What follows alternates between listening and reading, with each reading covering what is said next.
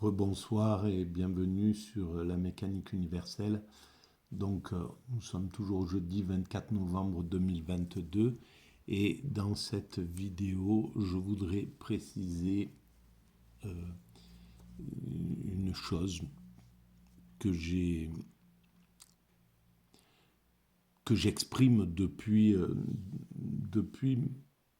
la réflexion que j'ai entamée sur le mythe de Sisyphe d'Albert Camus.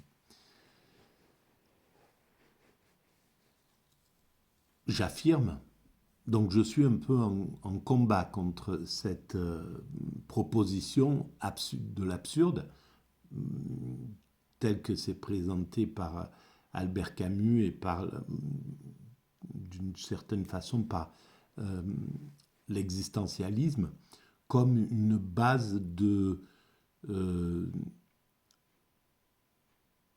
un point de départ philosophique pour gagner de la liberté, gagner sa liberté, lutter contre l'oppression, enfin voilà. Et donc ça part d'une idée généreuse. Je vous renvoie à la vidéo juste précédente pour ça.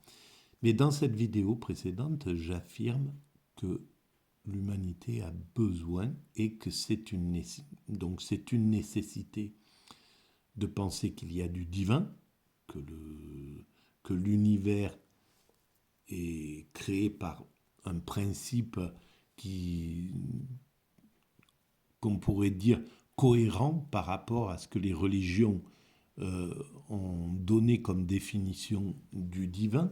Donc il y a un principe créateur à l'origine de l'univers, donc à l'origine de la Terre, à l'origine de la vie, à l'origine de l'humanité, etc.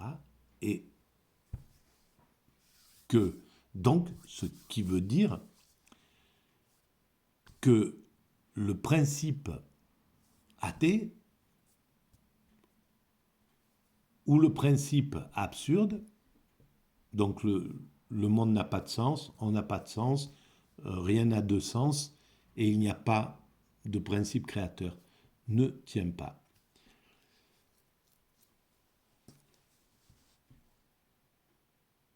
Si les animaux n'ont pas besoin de Dieu, apparemment, n'ont pas cette interrogation que l'humanité a. Pourquoi l'humanité a cette interrogation? Parce qu'à un certain moment, nous étions des primates naturels. Donc on vivait au jour le jour, on vivait comme le préconise justement l'absurde, c'est-à-dire sans se poser de questions de finalité, de but, sans intentionnalité lointaine. Comme le pensent les existentialistes, au fond. Peut-être pas Sartre, mais comme au moins le pensait Camus. Parce que je pense que l'intentionnalité, je ne sais pas comment l'a travaillé Husserl, mais bon, il faut bien resituer que tous ces penseurs-là, à partir de un peu avant Husserl, tout ça, jusqu'à après Sartre, ils baignaient dans une ambiance qui était athée, une ambiance qui était qui était donnée un peu à partir de Nietzsche, une ambiance nietzschéenne, une ambiance qu'on pourrait dire de toute cette pensée de la fin du 19e siècle jusqu'à la fin de l'existentialisme, on pourrait dire. Après, c'est autre chose. Je ne connais pas assez l'histoire de la philosophie, mais je pense que derrière est venu Lévinas, et sont venus des philosophes qui ont commencé à remettre du spirituel dans le principe. Bien que je pense que Husserl a fait la même chose déjà, et que tous les penseurs, et même Nietzsche, au final, il il considère la mort de Dieu, mais il ne considère pas Dieu n'existe pas. C'est pas, d'après ce que le peu que j'ai lu, je pense pas que ça soit ça. Bon, bref. Mais ce monde, donc, quand nous étions des primates naturels, tant que la conscience ne s'est pas constituée comme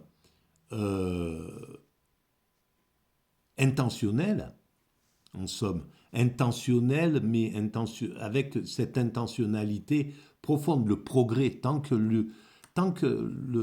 l'espèce humaine était encore accrochée aux primates naturels, elle n'avait pas besoin de progrès, c'était pas quelque chose, c'était l'immédiat, la vie immédiate, etc. Donc son mental, sa conscience était constituée comme ça, pour vivre, pour jubiler du moment présent. Et c'est là où je me rends compte à quel point l'intuition de la mécanique universelle, de ma théorie, était, mais vraiment, elle s'est déroulée toute seule, parce que j'ai compris, maintenant je viens de prendre conscience là, que j'avais compris toutes ces choses-là bien dès le départ, parce qu'en fait c'était inclus dans la base, l'humanité est destinée à atteindre sa perfection, donc il y a du sens, et donc il fallait que je réfléchisse à pourquoi, comment ça se fait que quand nous étions des primates, etc., on n'avait pas besoin de ce sens-là.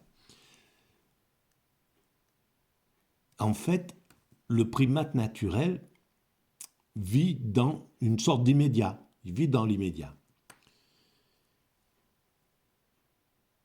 Et l'homme, il s'est séparé de cet immédiat, il rentre dans le principe de la culture, et donc il doit projeter son esprit pour travailler, pour construire l'humanité, il doit anticiper, il doit dire demain je vais faire ça, dans un an je vais faire comme ça, et puis je vais engranger, et puis voilà, il doit avoir une perspective, il doit donc être dans une téléologie, dans un monde qui est en évolution, il doit être conscient de cette évolution conscient ou intuitivement conscient de cette évolution, quoi qu'il arrive. Il est inclus dans cette truc. Donc, il quitte l'immédiat. Et en fait, dans l'immédiat, il y a la jubilation de l'instant. Et, et on construit, on quitte l'immédiat, l'humanité quitte l'immédiat pour construire cette humanité, c'est ce que nous faisons depuis des millénaires et des dizaines de millénaires, et on continue, et on va vers la perfection où on aura achevé l'humanité, et donc l'humain n'aura plus besoin de construire quoi que ce soit, ça sera fini, donc on pourra... et tout ça, c'est pour pouvoir arriver dans la contemplation, l'extase, donc revenir dans l'immédiat, parce que l'extase, c'est le moment où on jubile de l'immédiat absolu. Et pourquoi on revient à cet immédiat-là? Et pourquoi on n'a pas gardé l'immédiat des primates naturels? Parce que dans cette chrysalide, on aura perdu l'ego, tout ce qui empêche notre cousin singe d'être paisible, d'être béat, d'être tranquille, d'être... Voilà. Donc il a ses pulsions sexuelles, pulsions agressives, pulsions de domination, pulsions de prédation, peur des prédateurs, etc. Tout ça, c'est des choses que l'humanité doit écarter d'elle-même. C'est pas qu'elle doit, mais c'est ce qu'elle est en train de faire. Et donc, dans 2, 3, 4 siècles, quand nous aurons atteint cette perfection, on n'aura plus de... On sera dans un immédiat, mais débarrassé des pulsions, débarrassé des peurs, débarrassé des problèmes climatiques, enfin voilà, de tout ce qui peut empêcher l'homme d'être dans la contemplation. Et en fait, c'est ça le parcours de cette humanité. Voilà, et là, je viens de repercuter par rapport à mon travail, au travail que j'ai fait il y a déjà 20 ans, dès que j'ai compris que j'ai mis en œuvre cette réflexion sur le truc. Ça s'est déroulé et effectivement, il y avait cette chose-là. Donc on doit aller vers cet état. Et pourquoi donc l'absurde, le fait que le monde n'ait pas de sens, ou que le monde, qu'on doit donner du sens au monde, que ça soit, puisque si le monde n'a pas de sens, c'est l'homme qui doit créer le monde, c'est dans le principe de l'existentialisme, ou le principe du communisme. On donne le sens, le communisme donne le sens, l'humanité, on doit amener l'humanité à une sorte de perfection. Donc ils sont dans cette logique-là, mais sauf qu'ils ne veulent pas, comme ils ne veulent pas du spirituel, ils ne peuvent pas utiliser le sens qui est déjà là chez les spirituels. Les spirituels ont déjà compris qu'il y a cette évolution vers la perfection. Mais le communisme, le marxisme dit non, la religion, c'est l'opium du peuple, et c'est l'erreur fondamentale de Marx. C'est ça qui est vraiment... et en fait, c'est ce qui a fait échouer le communisme en réalité. Le fait de se désolidariser du spirituel. Voilà, en plus, il s'est fait un ennemi, évidemment, supplémentaire. Il avait le capitalisme et le christianisme, qui étaient, et toutes les religions qui étaient spirituelles, hein, qui étaient plus ou moins son opposé.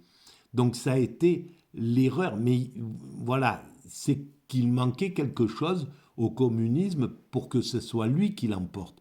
Donc il fallait qu'il commette cette erreur. Il fallait qu'il brime la liberté, qu'il ne comprenne pas que la liberté était aussi une des valeurs fondamentales. Voilà. Voilà pourquoi le sens est déjà là. Et donc, si les religions ont déjà compris qu'il y a ce sens, et si c'est vrai qu'on va vers cette perfection qui serait la sagesse, l'éveil, l'extase, le nirvana, la contemplation, si on va vraiment dans cette direction, et on démontrera bientôt ça, j'en suis convaincu, cette théorie, cette idée, elle est obligée d'être éclairée. Cette idée religieuse, hein, cette théorie proposée par les grandes spiritualités, elle sera adoptée par l'humanité. L'humanité va être obligée de dire oui, c'est vrai, il y a aucune... voilà, mathématiquement, c'est ça. On peut pas... On a beau faire tout ce qu'on fera, ça va nous conduire là, quoi qu'il arrive. Et c'est clair que il y aura la preuve de ça. Et c'est à partir de là où l'humanité pourra évoluer de façon consciente et donc éviter les évolutions antagonistes, les évolutions qui maltraitent les autres, les compétitions farouches, les guerres, les détestations, etc. On pourra fonctionner universellement. Quoi qu'il arrive, on va vers ça. Voilà. Voilà. Merci de votre écoute et à très bientôt.